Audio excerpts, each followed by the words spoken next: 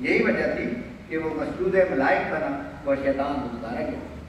حضرت سلیمۃ المسیح رابع رحمہ اللہ تعالیٰ فرماتے ہیں کہ نفخ روح یعنی اللہ تعالیٰ کا کسی کے اندر زندگی کی روح پھونکنا کے الفاظ ہمیشہ صرف انسانوں کے لیے استعمال ہوئے ہیں، جانوروں کے تعلق میں یہ الفاظ استعمال نہیں ہوئے۔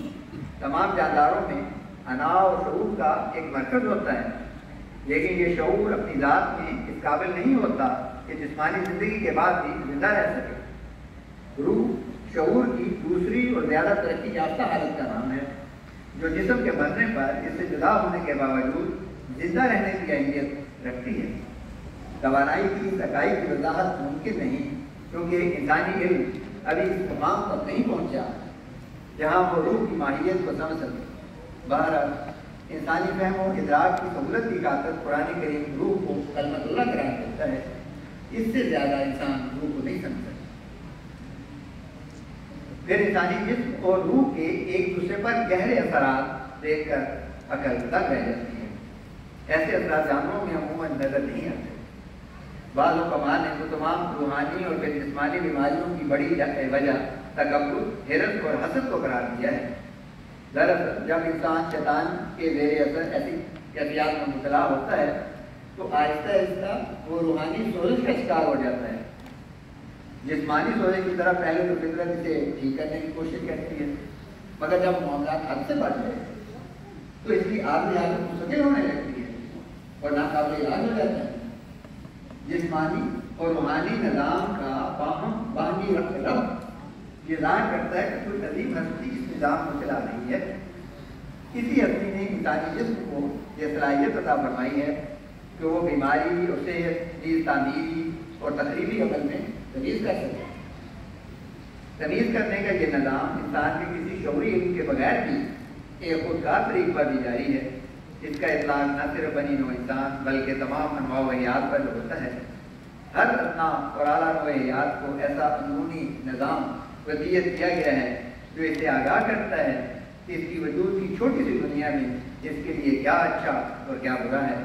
قرآن کریم نے اس سارے نظام کو سورہ شمس میں یوں بیان کیا ہے، فَأَلْهَمَهَا فُجُورَهَا وَتَقْوَاهَا، بس اس کی بے اعتدالیوں اور اس کی بے پرہیزگاریوں کی تمیز کرنے کی صلاحیت کو اس کی فطرت میں وصیت کیا گیا ہے۔ سامعین کرام، انسان کا بدن بھی خدا کی ہستی پر گواہ ہے۔ اس کے پیچیدہ اور ترقی یافتہ اعضاء کی ساخت اور افعال دیکھ کر انسان حیران رہ جاتا ہے، جن میں اس کا دل، دماغ، سانس کا نظام، جلد، ناک، کان، آنکھیں، نظام اور فاسد مادوں کے اخراج کا نظام، پٹھے، ہڈیاں، خون، رداشِ نسل کا نظام، نزلاتی گلیاں، پھر ہر سیل کا پیچیدہ نظام، ڈی این اے، جینز اور پھر ایپی جینز کا نظام شامل ہیں۔ انسان کا پورا جسم تقریباً 75 ٹریلین پرزوں پر مبنی ہے اور اس سے بھی زیادہ اس میں مختلف قسم کے بیکٹیریا پائے جاتے ہیں۔ دنیا کے لاکھوں کروڑوں انسان کا بظاہر ایک ایسا نظر آنے والا جسم اور مشترکہ طور پر پائے جانے والے اعضاء کے علاوہ سوچ، ذوق، نفسیات، یہاں تک کہ ہاتھ کی لکیروں، انگلیوں کے نشانات، چہرہ کے خلقال، کسی میں بھی یکسانیت نہیں پائی جاتی۔ ہر شخص کا جذبات و احساسات میں جدا ہونا قدرت کا ایک بڑا عجوبہ اور ہستی باری تعالیٰ کا ثبوت ہے۔ انسانی جسم کے امیون سسٹم یعنی دفاعی نظام میں لامتناہی امکانات موجود ہیں، جن کو بھی ابھی تک تصدیق طور پر ہی سمجھا جا سکا ہے۔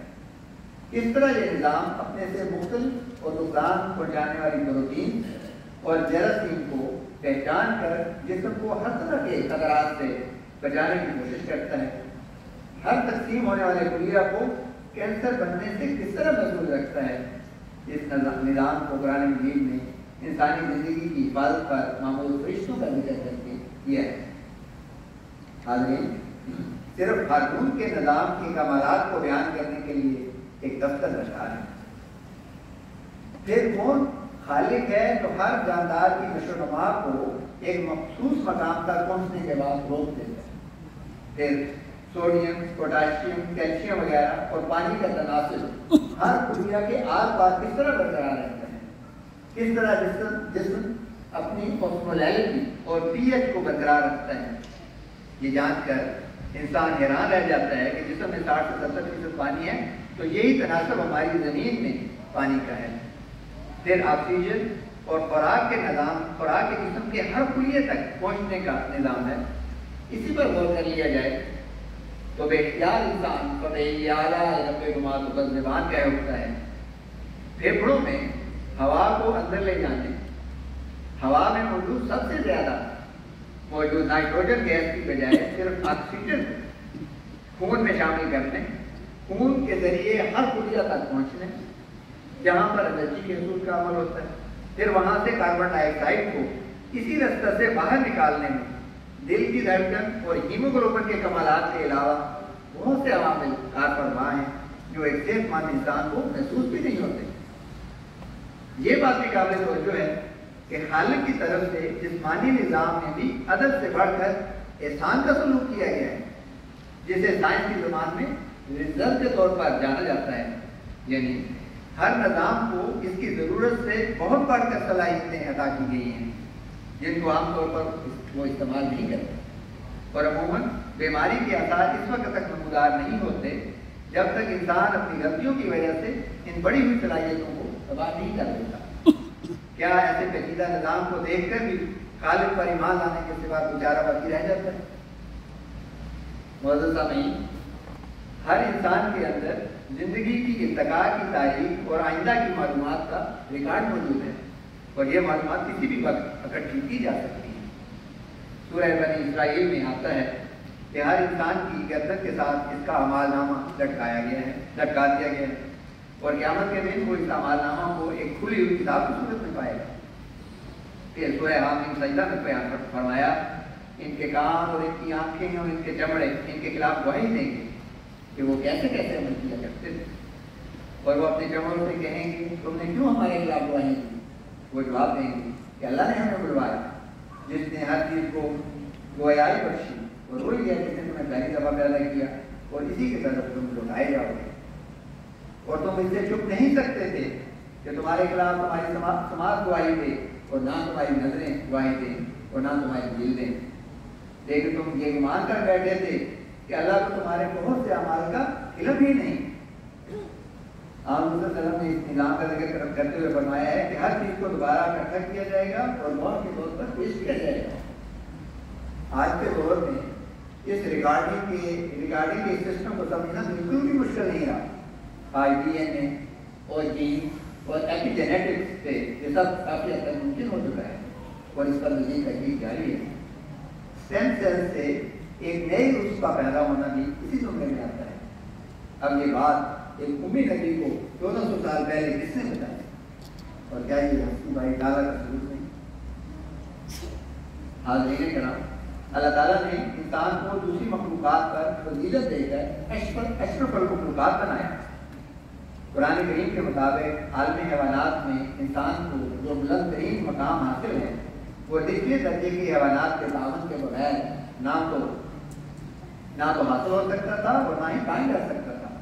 یوں ہمارے ایکو سسٹم میں بایو ڈائیورسٹی خدا تعالیٰ کی کی بڑی دلیل ہے۔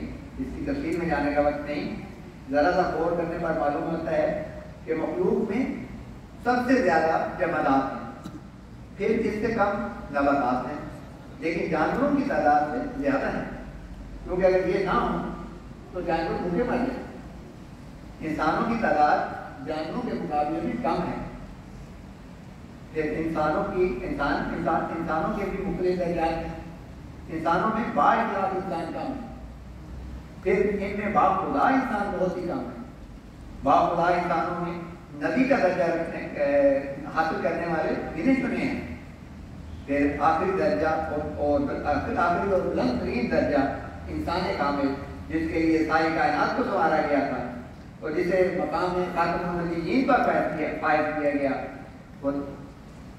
خدائے پاک کا یہ عظیم ترین بندہ محمد صلی اللہ علیہ وآلہ وسلم ظاہری طور پر سب سے کمزور تھا، کوئی تعلیم و جائیداد نہ تھی، ہر طرف مخالفین تھے جنہوں نے جنگیں مسلط کی، وفادار ساتھیوں کو شہید کر دیا، مگر بالآخر اسی کا بول بالا ہوا، اور وہ یہ بھی کہتا ہے کہ یہ سب میرے منصوبے سے نہیں بلکہ خدا کی طاقت سے ہوا۔ کیا اس سے بڑھ کر خدا تعالیٰ کی ہستی کے ثبوت کی ضرورت ہو سکتی ہے؟ پھر اللہ تعالیٰ سے خبر پا کر آن علیہ وسلم نے اپنے ماضی کی آمد کی عظیم الشان پیشگوئی فرمائی، جو بڑی شان سے پوری ہوتے ہوئے آج ہم دیکھ رہے ہیں۔ کیا خدا کے علاوہ ایسا کرنے کی کسی میں طاقت ہو سکتی؟ محترم حاضرین، آخر ایک دن خالق کا یہ عظیم شاہکار جسمانی طور پر ختم ہو جاتا ہے، مگر جیسا کہ بیان کیا گیا ہے کہ اس کی اصل یعنی روح پر کبھی موت نہیں آتی۔ دراصل جسمانی موت سے بھی ایک خالق کے وجود کا پتہ لگتا ہے۔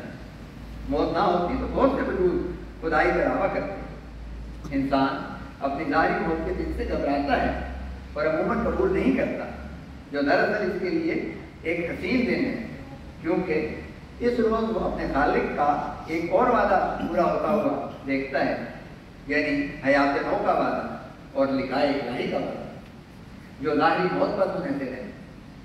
موت کا عالمی تجربہ ہم ہر روز نیند کی حالت سے کرتے ہیں۔ نیند میں ایک خودکار نظام کے تحت جسم کے سارے افعال کا نہ صرف چلتے رہنا بلکہ اگلے دن کے لیے جاگنے کی حالت سے بڑھ کر دماغی اور جسمانی توانائی حاصل کر کے ہر روز ایک نئی زندگی کی عطا یقیناً ایک اعلیٰ خالق کا پتہ دیتی ہے۔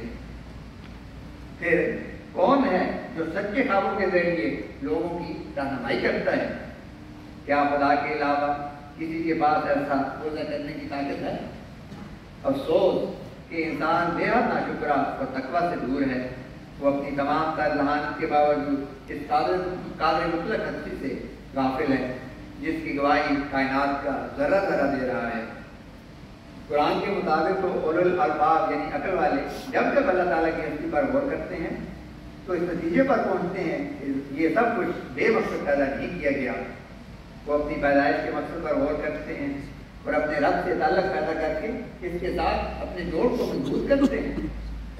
حضرت خلیفۃ المسیح خامس ایاز اللہ تعالیٰ بن عزیز نے ایک دفعہ فرمایا تھا کہ ایمان بالغیب بچپن میں ہی ذہنوں میں ڈالنا چاہیے اور بلا وجہ ذہنوں میں شکوک و شبہات کو جگہ نہ دیں، کیونکہ بعض امور کو اللہ تعالیٰ نے اپنی لامحدود علم کی بنا پر ایمان بالغیب کے پردے میں رکھا ہے، جن کی حقیقت کو سمجھنا یا اس کا احاطہ کرنا انسان کے بہت ہی محدود علم کے بس کی بات نہیں۔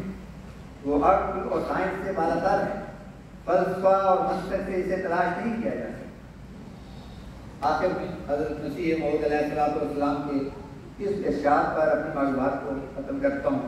حضور فرماتے ہیں، قرآن شریف پر سچا ایمان لانے والا صرف فلسفیوں کی طرح یہ ظن نہیں رکھتا کہ اس کو حکمت عالم کا بنانے والا کوئی ہونا چاہیے، بلکہ وہ ایک ذاتی بصیرت حاصل کر کے اور ایک پاک رویت سے مشرف ہو کر یقین کی آنکھ سے دیکھ لیتا ہے کہ فی الواقعہ وہ صانع موجود ہیں، اور اس پاک کلام کی روشنی حاصل کرنے والا محض خشک معقولیوں کی طرح یہ گمان نہیں رکھتا کہ خدا وحدہ لا شریک ہے، بلکہ صدہا چمکتے ہوئے نشانوں کے ساتھ جو اس کا ہاتھ پکڑ کر ظلمت سے نکالتے ہیں واقعی طور پر مشاہدہ کر لیتا ہے کہ در حقیقت ذات و صفات میں خدا کا کوئی بھی شریک نہیں۔ اور نہ صرف اس قدر بلکہ وہ عملی طور پر دنیا کو دکھا دیتا ہے کہ وہ ایسا ہی خدا کو سمجھتا ہے، اور وحدت الہی کی عظمت ایسی ہی اس کے دل میں سما جاتی ہے کہ وہ الہی ارادے کے آگے تمام دنیا کو ایک مرے ہوئے کیڑے کی طرح بلکہ مطلق لا شے اور سراسر کالعدم سمجھتا ہے۔ اس قدر ظاہر ہے نور اس مبدأ الانوار کا، بن رہا ہے سارا عالم آئینہ ابصار کا۔ کیا جب تو نے ہر ایک ذرے میں رکھے ہیں خواص، کون پڑھ سکتا ہے سارا دفتر ان اسرار کا؟ وآخر دعوانا